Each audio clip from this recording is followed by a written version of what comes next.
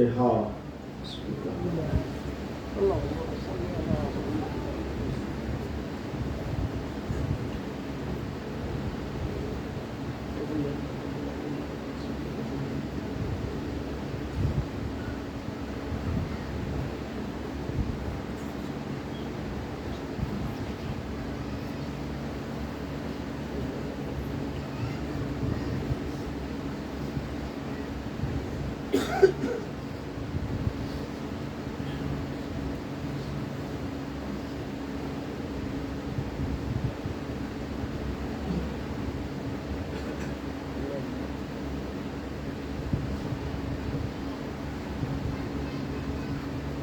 لا حول ولا قوة إلا بالله العلي العظيم۔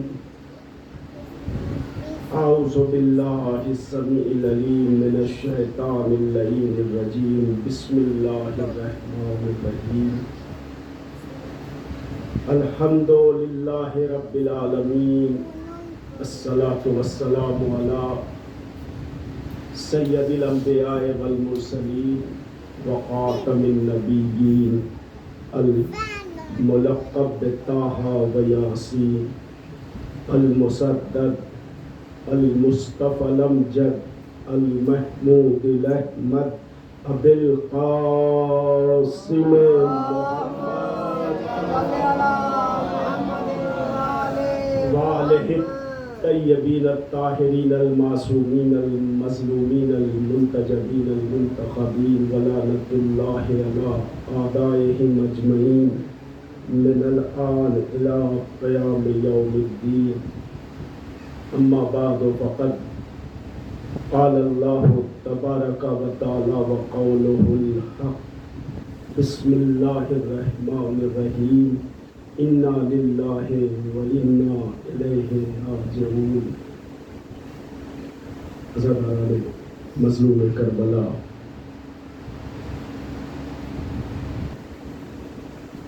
عزا خانے کی یہ آخری مجلس کل جب آپ اس عزا خانے میں آئیں گے تو ایک عجیب سی اداسی، یہ جو رونق آج دکھائی دے رہی ہے، کل بعد عصر جب آپ آئیں گے تو یہ گھر اجڑ چکا ہوگا، اور یہ شاید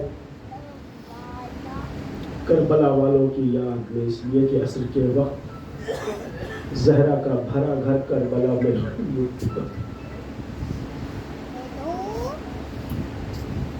اس عزا خانے کی یہ آخری مجلس بعد مجلس چلی ہے، جھولا برآمد ہونے والا ہے، اور یہ آپ جانتے ہیں یہ جھولا شہزادے باب الحوائج حضرت علی اصغر کے نام سے موسوم ہے۔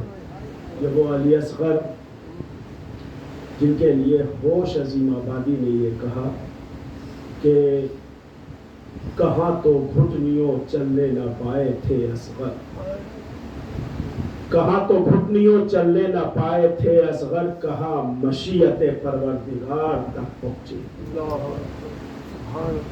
یقیناً 6 مہینے کے علی اصغر، لیکن فضائل کی دنیا میں اگر آپ دیکھیں انہیں تو فضیلتوں کا ایک ایسا بے مثال خزانہ ہے جناب علی اصغر کے پاس کہ ویسا فضیلتوں کا خزانہ کسی اور کے پاس نہیں۔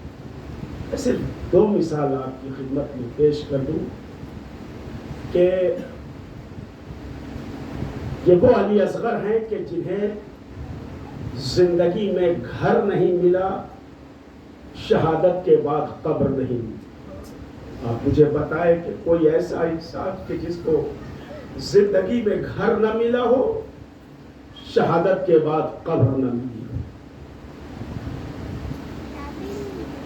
دوسری فضیلت جو کائنات انسانیت میں کسی کو نصیب نہیں ہوئی، میں آپ کی خدمت میں عرض کروں کہ پیغمبر اسلام جس سواری پر سوار ہوتے تھے وہ ناقہ،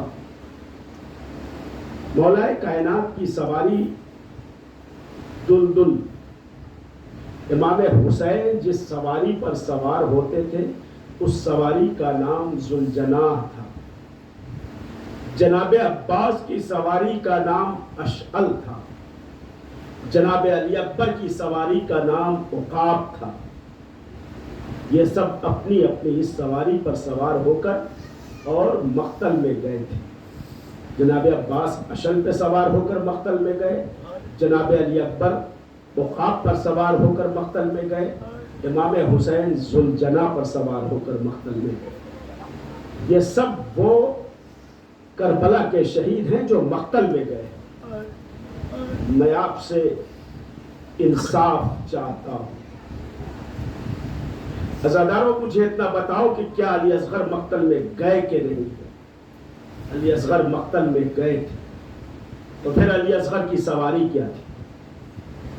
عباس کی سواری اشعل، علی اکبر کی سواری عقاب، حسین کی سواری ذوالجناح. علی اصغر کی سواری حسین کے دستے مبارک. کائنات میں ہے کوئی ایسا سوار جو حسین امام وقت کے ہاتھوں پر سوار ہو کر مقتل میں گیا؟ نہیں. 3 باب الحوائج تاریخ میں لکھا ہے جن کا نام 3 باب الحوائج ہے. ایک باب الحوائج تو مولا حسین کے وہ علم بردار جنہیں عباس کہا جاتا ہے، انہیں باب الحوائج کا لقب ملا. دوسرے باب الحوائج کا لقب ہمارے اور آپ کے 7ویں امام کو ملا ہے جنہیں باب الحوائج کہا جاتا ہے. باب الحوائج کا مطلب ہے جس در پر حاجتیں پوری ہوتی ہیں اسے باب الحوائج کہا گیا. ایک باب الحوائج مولا عباس ہے، ایک باب الحوائج 7ویں امام ہیں، اور تیسرا لقب جو باب الحوائج کا ملا ہے وہ حضرت علی اصغر کو ملا. آپ سوچے ذرا 6 مہینے کی کل 6 مہینے کی عمر، اور اس 6 مہینے کی عمر میں باب الحوائج کا لقب پایا ہے علی اصغر. 10 رجب کو ولادت ہوئی ہے. 10 رجب سے 10 شعبان 1 مہینہ، 10 شعبان سے 10 رمضان 2 مہینہ، 10 رمضان سے 10 شوال 3 مہینہ، 10 ذوالقعدہ 4 مہینہ، 10 ذوالحجہ 5 مہینہ اور 10 محرم 6 مہینہ. پورے 6 مہینہ علی اصغر مسلسل سفر پر ہے. یہ وہ فضیلتیں ہیں شہزادے جو کائنات میں کسی کو میسر نہ ہو سکی. 6 مہینہ علی اصغر مسلسل سفر پہ رہے ہیں، اور اس کے بعد عمر فقط 6 مہینہ، لیکن امام حسین کے سب سے بڑے گواہ کی حیثیت سے کربلا میں ماننا سے بڑا کوئی گواہ تھا ہی نہیں مظلومیت امام حسین. یہی تو وجہ ہے کہ جب امام حسین نے آواز استغاثہ بلند کیا ہے، اور آواز استغاثہ کب بلند کیا؟ آواز استغاثہ امام نے اس وقت بلند کیا کہ جب نہ حبیب رہے، نہ زہیر تھے، نہ مسلم ابن اوسجہ تھے، یہاں تک کہ جب نہ قاسم رہے نہ اون و محمد رہے، اب کوئی نہیں تھا، تنہا حسین تھے. عزادارو تنہا حسین تھے، اور وہ بھی جسم پر تیر لگے ہوئے تھے، پیشانی سے خون رس رہا تھا، چہرے پر علی اکبر کا لہو پڑا تھا، جسم پر قاسم کے لہو کا نشان تھا. اس حالت میں امام حسین آسمان کی طرف دیکھتے ہیں اور کہتے ہیں حل من ناصر ینصرنا حل من مغیث یغیثنا. جب امام کی اس آواز استغاثہ کو علی اصغر نے سنا، ایک مرتبہ خیمے میں شور گریہ بلند ہوا. امام نے سیدانیوں کے رونے کی آواز سنی، اور ایک مرتبہ خیمے کے قریب آئے، زینب ابھی تو حسین زندہ ہے، یہ رونے کی کیا وجہ ہے؟ جناب زینب نے کہا میرے ماجائے، ارے آپ کی آواز استغاثہ میں اتنا درد تھا کہ علی اصغر نے اپنے کو جھولے سے گرا دیا۔ عزادارہ نے مظلوم کربلا، ارے علی اصغر نے جھولے سے گرا دیا، بس یہ دیکھنا تھا سننا تھا کہ امام نے کہا اچھا زینب میرے علی اصغر کو میرے حوالے کر دو۔ جناب علی اصغر کو امام حسین کے حوالے کیا گیا۔ قرآن ناطق کا چھوٹا سا پارا تھا، امام نے اسے ابا کے جزدان میں لپیٹا۔ اب اشقیہ یہ سمجھ رہے ہیں کہ امام بچے کو لا رہے ہیں یا قرآن لا رہے ہیں۔ عزاداروں دونوں پہلو سچا تھا۔ شاعر کہتا ہے کہ تشکیق کے دو پہلو اور دونوں ہی سچے ہیں۔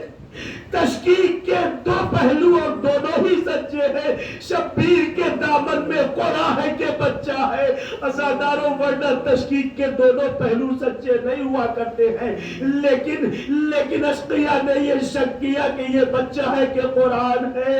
ارے یہ سچ تھا کہ قرآن بھی ہے، قرآن ناطق ہے، اور یہ بچہ بھی ہے 6 مہینے کا۔ امام ہاتھوں پر لے کر امامت کے ہاتھوں کی سواری کو علی اصغر نے قبول کیا۔ مقتل میں آنے کے بعد ایک مرتبہ حسین نے آواز دی ہے قوم جفاکار، تمہاری نظر میں یہ حسین گناہگار ہے، اس بچے نے تو کوئی خطا نہیں کی ہے، اس بچے نے تو کوئی خطا نہیں کی ہے، ذرا آ کر اس بچے کو دیکھ لو، اس کے ہونٹوں پر پپڑیاں پڑ چکی ہے، آ کر اپنے ہاتھوں سے پانی پلا دو۔ لیکن جب کوئی اثر نہ ہوا، اور ایک مرتبہ اشقیہ منہ گھما کر رونے لگے۔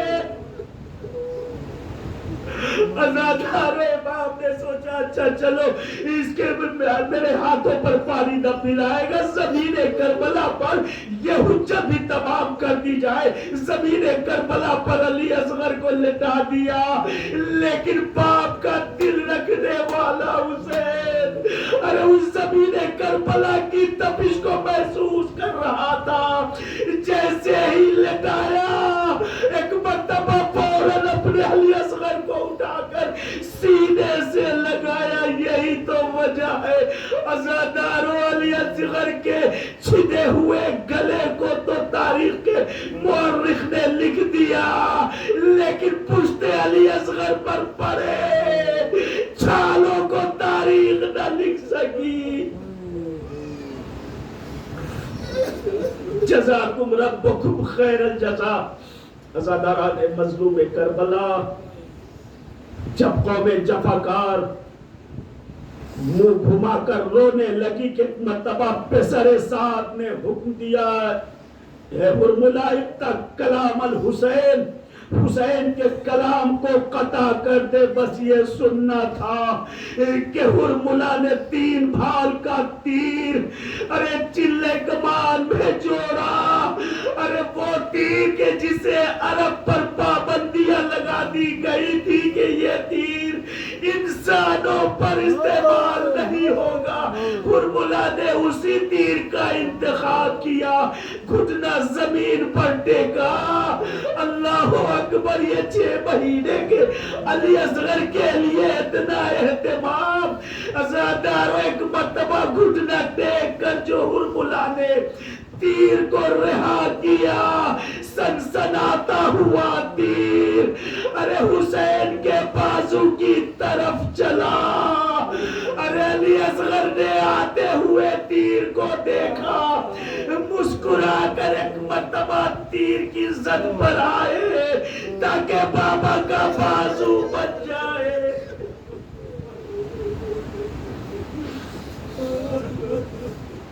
عزاداران مظلوم کربلا، تیر چلا علی اصغر کے گلوے مبارک پر لگا، علی اصغر کا گلا چھدا۔ نہیں عزاداروں، علی اصغر کا گلا چھدا نہیں ہے، علی اصغر تیر سے ذبح ہوئے۔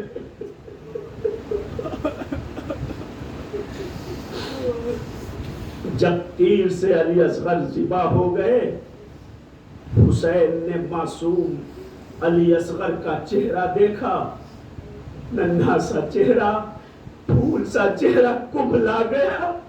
اب ایک مرتبہ حسین نے سوچا چلے اسے رباب کو دکھلا دے۔ ساداروں، امام حسین لے کر آئے، مقتل خیمے کے پیچھے ایک ننھی سی قبر کھولی، علی اصغر کو دفن کیا۔ یہ روایت آپ ہمیشہ سنتے رہتے ہیں۔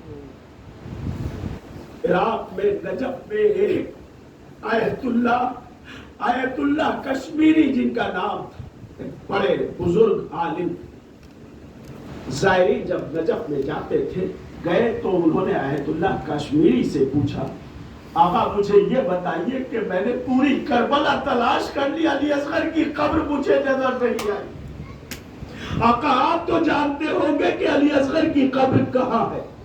یہ سننا تھا کہ آیت اللہ کشمیری نے کہا مجھے تو نہیں پتا ہے، میں کل بتاؤں گا کہ علی اصغر کی قبر کہاں پر ہے۔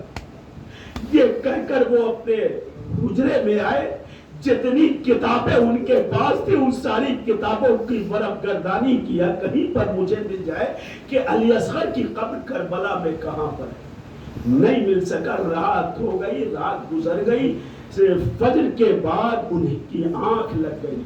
آنکھ لگی تو کیا دیکھا کہ مولا حسین آئے ہیں، مگر اس حالت میں آئے ہیں کہ پورا جسم زخمی ہے، پورے جسم پر تیر پیوست ہے، خون رس رہا ہے، آنکھوں سے آنسو جاری ہے۔ ایک مرتبہ پوچھا آیت اللہ کشمیری، کیا کل کوئی زائر تم سے ملنے آیا تھا؟ کہا آقا مجھ سے ایک زائر آیا تھا ملنے، اور اس نے مجھ سے ایک سوال کیا تھا کہ میں نے پوری کربلا تلاش کر لی، مجھے علی اصغر کی قبر نظر نہیں آئی۔ تو آیت اللہ نے مولا حسین نے کہا آیت اللہ تم نے کیا جواب دیا؟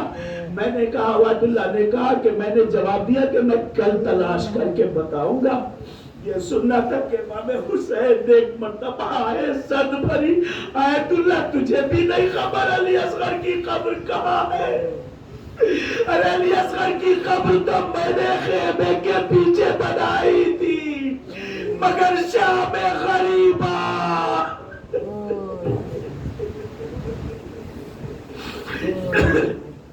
شام غریبہ میں ایک شکیل نیزہ لے کر ارے تازہ زمین پر چبوتا تھا۔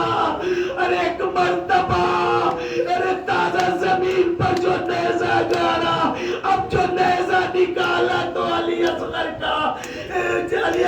کا لاشا باہر آیا۔ ازاداروں فضا طرف گئی، جا کر رباب کو خبر دی، اے رباب ارے اب قیامت ہونے والی ہے۔ ارے رباب کی آواز پر سکینہ بھی ترے خیمہ پر آ گئی۔ کیا دیکھا؟